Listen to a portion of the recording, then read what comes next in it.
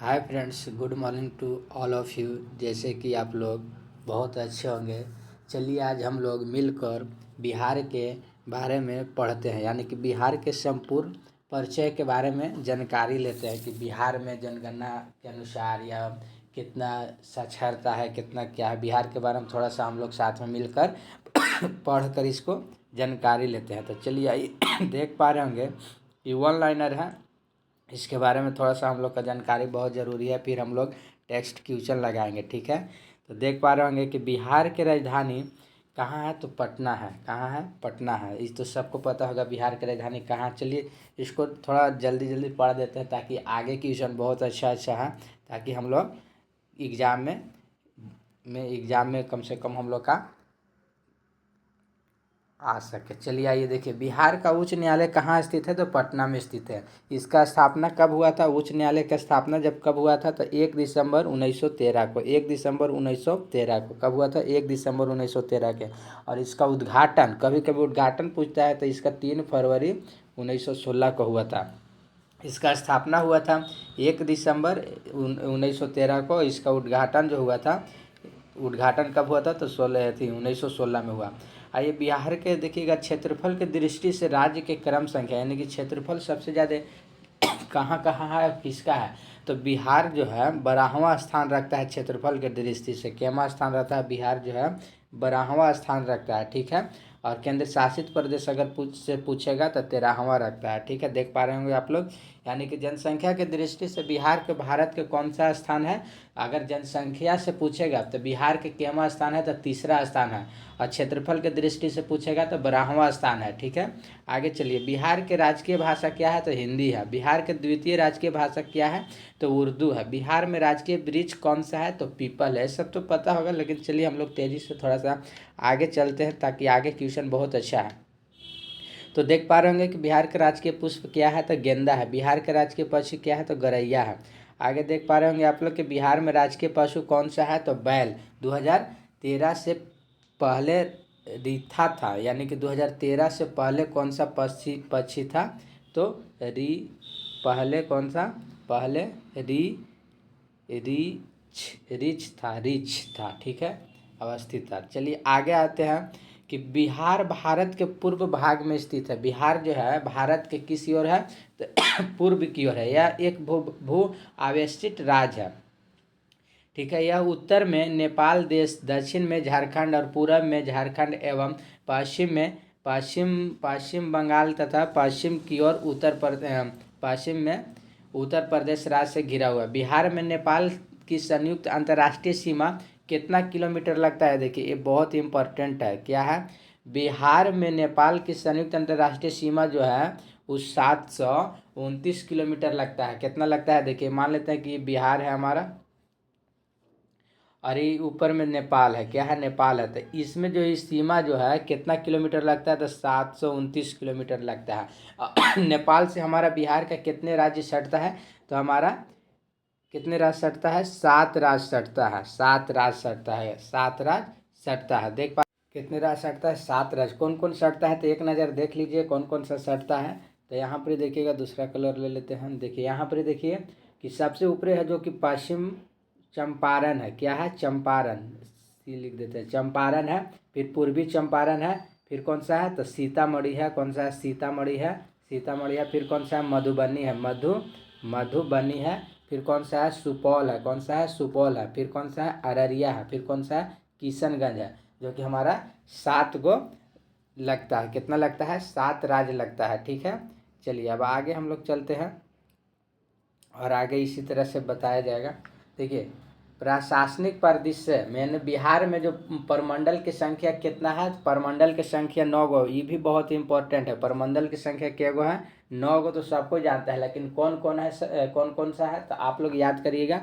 पटना हो जाएगा, मगध हो जाएगा, सारण हो जाएगा, तिरहुत हो जाएगा, दरभंगा हो जाएगा, कोसी, पूर्णिया, मुंगेर एवं भागलपुर है, ठीक है। चलिए नेक्स्ट देख पा रहे होंगे कि हमारे बिहार में 38 जिला जानवे करते हैं। बिहार में अनुमंडल की संख्या 101 है। कितना है? 101 है। फिर आगे देखिए, बिहार में सामुदायिक विकास खंड कितने हैं? 534 है। जो इम्पोर्टेंट रहेगा उसको रुक के हम बता देंगे, ये सब उतना इम्पोर्टेंट नहीं है। एक नज़र खाली देख लीजिए आप लोग। बिहार में पंचायतों की कितनी संख्या है, तो 8406। 8406। बिहार के राजस्व ग्राम कितना है? तो 45,10,3। 45,10,3। आइए बिहार में नगर समूह टोला कितने हैं? तो 14 है। बिहार में कुल नगर की संख्या कितना है? तो 199 है। कितना है? 199 है।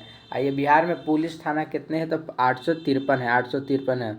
पुलिस जिला कितने हैं? तो 44 है। बिहार में महानगर की संख्या कितना है? ये इम्पोर्टेंट है। महानगर कितना है? तो 1 है। कौन सा है? महानगर पटना। कौन सा है? पटना महानगर है। ठीक है। बिहार का विधानमंडल कैसा है? तो द्विसदनीय विधानमंडल। ये भी इम्पोर्टेंट है। द्विसदनीय विधानमंडल है। ठीक है। आइए बिहार में विधानसभा सीटों की संख्या बहुत इंपॉर्टेंट है, जो कि अभी जल्दी में चुनाव हुआ है। कितने सीटों पर हुआ है? 243 में। कितने चरण में हुआ? तो 2 चरण में हुआ है। एक बार चलिए आगे देखते हैं हम लोग कि बिहार में विधान परिषद के सदस्यों की संख्या कितना है? तो 75 है। बिहार में विधान परिषदों की संख्या 75 है। विधानसभा का सीटों की संख्या 243 और विधान परिषद की संख्या 75 है।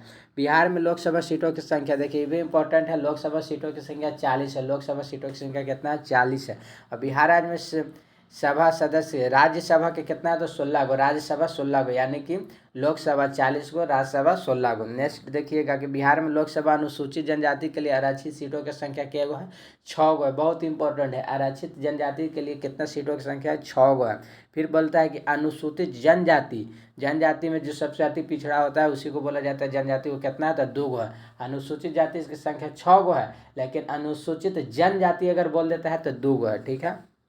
आगे देख पा रहे होंगे कि बिहार विधानसभा में अनुसूचित जाति की आरक्षित सीटों की संख्या 38 है। अनुसूचित जाति आरक्षित सीटों की संख्या 38 है। अब आइए थोड़ा सा 2011 के जनगणना के अनुसार हम लोग देख लेते हैं, क्योंकि अभी जनगणना हुआ नहीं है, इसीलिए हम लोग क्या करेंगे, 2011 के जनगणना के अनुसार बिहार को हम लोग देख पा रहे होंगे कि बिहार के कुल जनसंख्या लगभग, ये सभी इंपॉर्टेंट अब थोड़ा थोड़ा आने लगा है। चलिए बिहार का जो कुल जनसंख्या लगभग कितना है? 10.41 करोड़ है। 10.41 करोड़ है।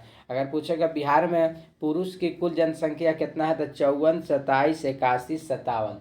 54, 27, 81, 57। याद करिएगा आप लोग भी, 54, 27, 81, 57 कितना है? 54, 27, 81, 57। फिर है बिहार में महिलाओं का कितना संख्या है? बिहार में महिलाओं की जनसंख्या कितना है?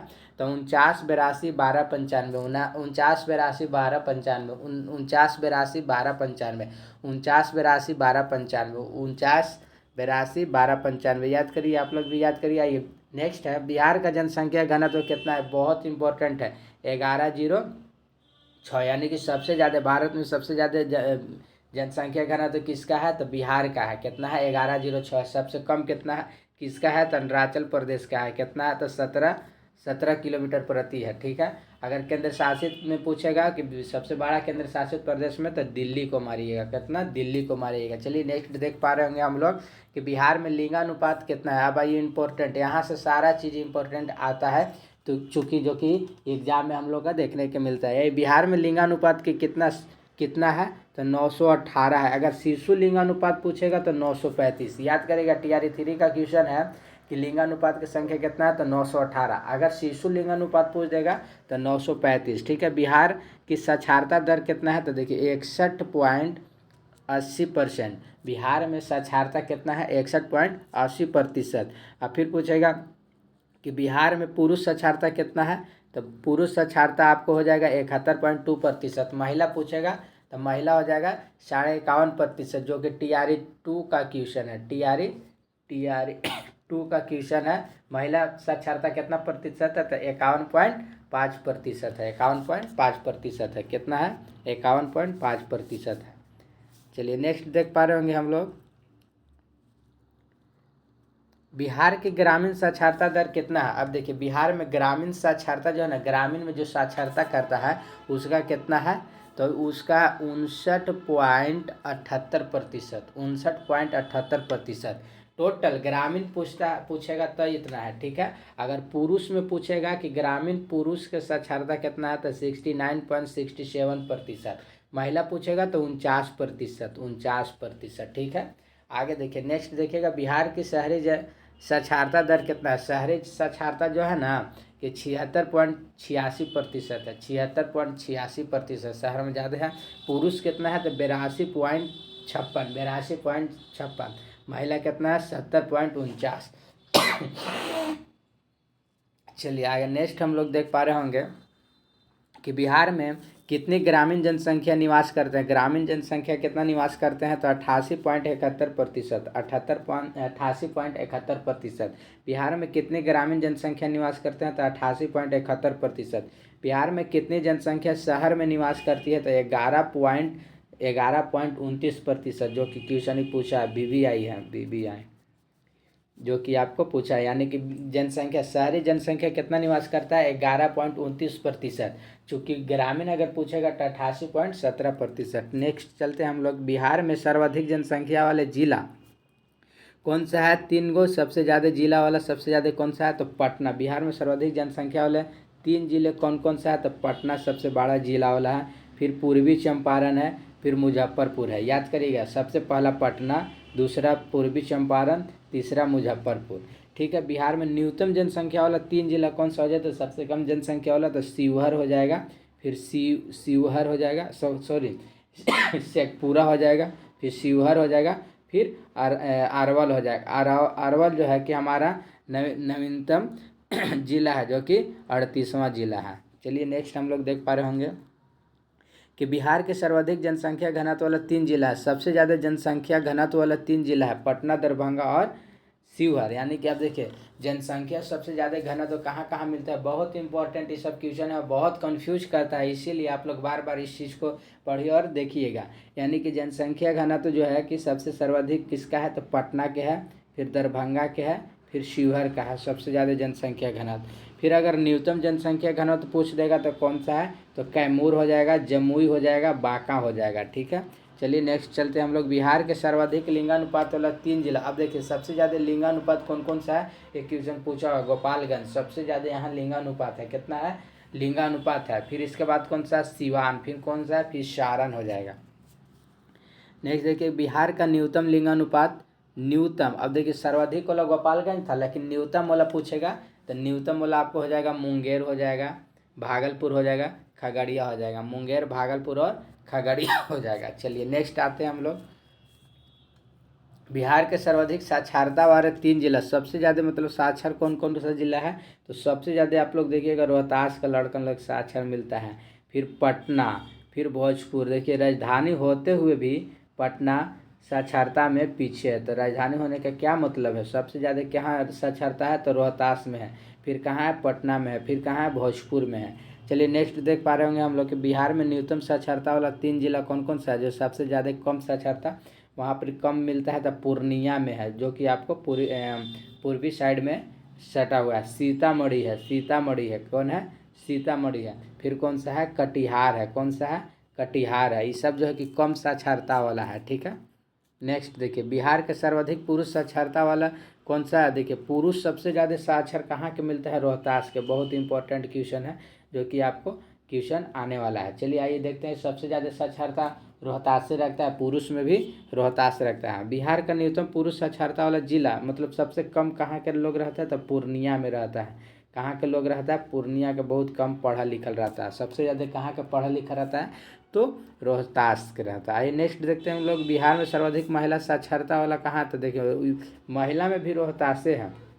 याद करिएगा आप लोग, महिला में भी रोहतासे है, लेकिन अगर महिला में न्यूनतम पूछेगा तो सहरसा हो जाएगा। कम, सबसे कम महिला पढ़ा रहता है कहाँ के तो सहरसा के पढ़ा रहता है। चलिए आइए महत्वपूर्ण जानकारी आप लोग हम लोग देख पा रहे होंगे। महत्वपूर्ण जानकारी यानी कि पटना जिले के फतुहा स्थल के समीप गंगा से मिलने वाली सहायक नदी कौन सा है। देखिए फतुहा के पास गंगा से मिलने वाला पुनपुन नदी है। यही पुनपुन जो है वो पटना जिले में फतुहा स्थल के समीप गंगा में जाके मिल जाती है। कौन सा नदी, पुनपुन नदी। कहाँ मिलती है, फतुहा में मिलती है। बीपीएससी का क्वेश्चन बहुत जाने माना है, हर एग्जाम में पूछ देता है कि पुनपुन नदी कहाँ मिलता है तो फतुहा में मिलता है। भारत में बिहार का जूट उत्पादन कौन सा स्थान है। जूट उत्पादन में दूसरा स्थान है। भारत में जूट उत्पादन में बिहार जो है जूट उत्पादन में दूसरा है। तब दूसरा है तो पहला कौन सा है, कमेंट आप लोग कीजिए। जूट उत्पादन में पहला दूसरा है कौन सा है, बिहार है। ठीक है। आइए, त्रिवेणी नहर का उद्गम कहाँ से होता है? तो गंडक नदी है। देखिए, त्रिवेणी नहर जो है, त्रिवेणी नहर का उद्गम गंडक नदी से होता है। कहाँ से होता है? गंडक नदी से होता है। गंडक नदी से। गंडक नदी हो जाए, कोसी नदी ऊपरही है, बूढ़ी गंडक ऊपरही है, घाघर नदी ऊपरही है। तो त्रिवेणी नहर का उद्गम कहाँ से होता है? गंडक नदी से होता है। कैमूर का पठार किसके लिए प्रसिद्ध है? तो कैमूर में सबसे ज़्यादा चूना पत्थर होता है, इसीलिए यहाँ पर जो कि सीमेंट फैक्ट्री लगाया गया था। डालमिया अब तो ख़त्म हो गया है, लेकिन सबसे ज़्यादा कहाँ मिलता है? चूना पत्थर रोहतास में, कैमूर पठार में मिलता है। चलिए आइए नेक्स्ट देख पा रहे होंगे हम लोग कि अनुपम झील बिहार के कहाँ स्थित है? तो कैमूर जिला में है। कहाँ है? तो कैमूर जिला में। अनुपम झील बिहार के कहाँ स्थित है? तो कैमूर जिला में है। कहाँ स्थित है? कैमूर जिला में है। नेक्स्ट देख पा रहे होंगे हम लोग, बिहार का सबसे बड़ा वन जीव अभयारण्य कौन सा है? तो कैमूर अभयारण्य है। कैमूर वन जीव अभयारण्य है। कौन सा? कैमूर अभयारण्य। अनुपम झील भी कहाँ है? तो कैमूर में है। और बिहार का सबसे बड़ा वन जीव अभयारण्य भी है। कहाँ है? तो कैमूर में है। ये बिहार के सोमेश्वर पर्वत श्रेणी का निर्माण किस काल में हुआ है? तो प्लेस्टोसीन काल में। प्लीस्टोसीन काल में हुआ है। किस काल में हुआ? प्लेस्टोसीन काल में हुआ है। ठीक है। नेक्स्ट देख पा रहे होंगे, छोटा नागपुर के जंगल के मुख्य वनस्पति कौन सा है? तो पर्णपाती है। कैसा है? पर्णपाती। पर्णपाती का मतलब क्या होता है? तो 100 से 200 सेंटीमीटर तक वर्षा। क्या होता है? पर्णपाती के मतलब 100 से 200 तक सेंटीमीटर तक वर्षा जहाँ होता है वहाँ पर पर्णपाती। यानी कि छोटा नागपुर का जंगल का मुख्यतः वनस्पति कैसा है? पर्णपाती है। सदाबहार कितना होता है? तो 200 से अधिक होता है। चलिए आइए नेक्स्ट आइए, गौतम बुद्ध वन जीव अभयारण्य और उद्यान कहाँ स्थित है? तो बिहार के गया जिला में है। गौतम बुद्ध अभयारण्य कहाँ है? तो बिहार के गया जिला में। बिहार के गया जिला में है। चलिए नेक्स्ट देख पा रहे होंगे कि वर्तमान में बिहार के कुल जिलों की संख्या 38 जान पा रहे होंगे। बिहार का मुख्य खाद्यान्न फसल जो है वो चावल है। कौन सा है? चावल है। लेकिन चावल नहीं पूछेगा, तीसरा पूछता है कि बिहार का मुख्य फसल, खाद्यान्न फसल तीसरा कौन सा है? TRE 3 का क्वेश्चन है। TRE 3 का क्वेश्चन है, जो कि मक्का। कौन सा है? मक्का हो जाएगा। कौन सा हो जाएगा? मक्का। पहला हो जाएगा चावल, दूसरा गेहूँ, तीसरा मक्का। वह खनिज जिसके उत्पादन में बिहार का एकाधिकार प्राप्त है। वह खनिज जो सबसे ज़्यादा बिहार में होता है, उसका एकाधिकार भी प्राप्त है। पाइराइट। बहुत BBI क्वेश्चन है ये, एकदम BBI लगा लीजिए इसको, एकदम याद ही कर लीजिएगा। बिहार में एकाधिकार रहता है, वो किस पर? पाइराइट पर रहता है। किस पर रहता है? पाइराइट पर रहता है। नेक्स्ट हम लोग देख पा रहे हैं कि बिहार के इतिहास में मील के पत्थर के रूप में चिन्हित तिथि कौन सा है? कौन सा है? तो 12 दिसंबर 1911। 12 दिसंबर 1911। 12 दिसंबर 1911। आइए फिर नेक्स्ट देख पा रहे होंगे कि हमारा संयुक्त बिहार एवं उड़ीसा राज्य में विधायी प्राधिकार की स्थापना कब किया गया था? तो 1913 में किया गया था। बस सब क्वेश्चन लगता है ख़त्म हो गया इम्पोर्टेंट। चलिए आइए ख़त्म हो गया तो कोई दिक्कत नहीं, हम लोग थोड़ा सा बिहार के बारे में भी पढ़ रहे थे, तो बिहार के बारे में भी थोड़ा सा हम लोग और पढ़ लेते हैं। बिहार के उत्तर में कितने जिला टच करता है? नेपाल से कितना जिला टच करता है? यूपी से। देखिए बिहार के पहले हम लोग फिगर बना लेते हैं। बिहार का फिगर हम लोग ये खींचिए ना मैप में, उल्टा सीधा जो भी मतलब हो। चलिए यहाँ पर हो गया, और हम लोग बिहार का ही बना लिए, बिहार और बिहार। ठीक है। तो बिहार में जो है ना कि नेपाल से कितना लगता है हमारा? तो 7 लगता है। कितना लगता है? 7 लगता है। ठीक है। फिर इन्हें देखेंगे पश्चिम में देखेंगे तो यहाँ पर कौन सा है? तो यूपी से कितना लगता है? यूपी से कितना लगता है? तो 8 गो लगता है। फिर यहाँ देखेंगे नीचे में तो यहाँ झारखंड हो जाएगा। झारखंड से कितना लगता है? तो 8 गो लगता है। इन्हें हो जाएगा WB हो जाएगा। यहाँ के गो लगता है? तो 3 गो लगता है। कौन कौन लगता है हम लोग एक बार कवर कर लेंगे। चलिए सबसे ऊपर यहाँ पर जो है कौन सा है? तो पश्चिमी चंपारण है। कौन सा है? C से लिख देते हैं चंपारण। कलर अच्छा नहीं। चलिए ठीक है, चंपारण हो गया। फिर यहाँ पर देखिए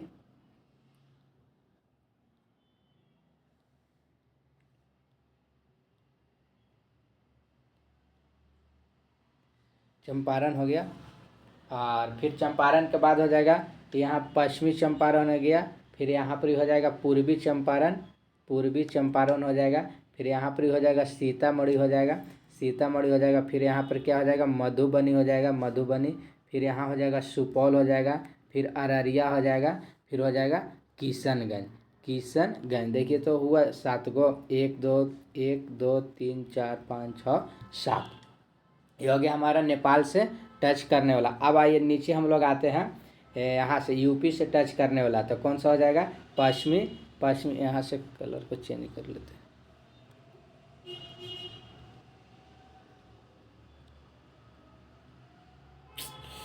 हो कट गया पूरा।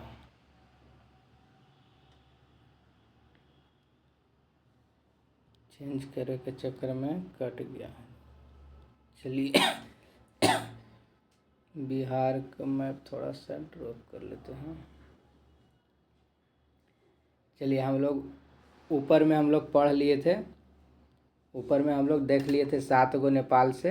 अब 8 गो देखना है इधर से, 8 गो देखना है इधर से, 3 गो देखना है इस साइड से। तो कौन सा हो जाएगा, सबसे ऊपर में हो जाएगा कौन सा, तब पश्चिम चंपारण, सी से हो जाएगा। फिर यहाँ पर कौन सा हो जाएगा, तो गोपालगंज हो जाएगा, जी से हो जाएगा गोपालगंज। फिर यहाँ पर हो जाएगा सिवान, सिवान हो जाएगा, सिवान हो जाएगा। फिर यहाँ पर आइएगा तो सारण हो जाएगा, सारण हो जाएगा। फिर यहाँ पर कौन सा हो जाएगा, तो कैमूर हो जाएगा, कैमूर, कैमूर। फिर यहाँ पर कौन सा हो जाएगा, तो रोहतास हो जाएगा, रोहतास हो जाएगा। देखिए यहाँ पर छूट गया। सारण के बाद हो जाएगा कौन सा, बक्सर हो जाएगा, बक्सर के बाद भोजपुर, भोजपुर, भोजपुर के बाद भोजपुर, यानी कि भोजपुर। देखिए तो 8 गो हुआ। चलिए नेक्स्ट देखिएगा, हम लोग थोड़ा सा गिजी मिजी हो गया, देखेंगे बड़ा फिगर में। चलिए यहाँ देखिएगा कि झारखंड से कौन कौन टच करता है, तो झारखंड से हमारा टच कौन कौन कर रहा है, तो देखिए यहाँ से चलते हैं हम लोग भागलपुर से, भागलपुर, बांका, जमुई, भागलपुर, बांका, जमुई, नवादा, गया, औरंगाबाद। भागलपुर, भागलपुर, भागलपुर, बांका, जमुई, नवादा, औरंगाबाद नवादा, गया और औरंगाबाद। और यहाँ पर हो जाएगा रोहतास। ठीक है।